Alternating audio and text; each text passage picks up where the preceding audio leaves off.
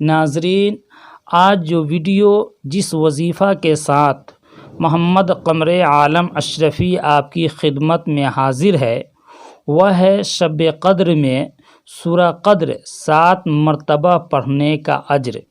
ناظرین، ہماری اس ویڈیو میں آپ دیکھ کر سورہ قدر پڑھ بھی سکتے ہیں اور سن بھی سکتے ہیں۔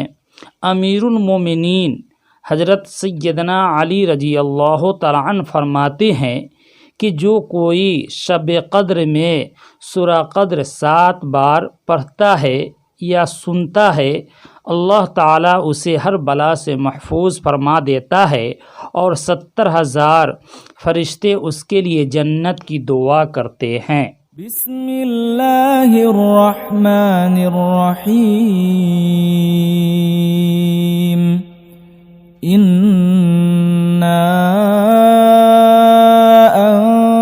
انزلناه فی لیلۃ القدر وما ادراک ما لیلۃ القدر لیلۃ القدر خیر من 1000 شہر تنزل الملائکۃ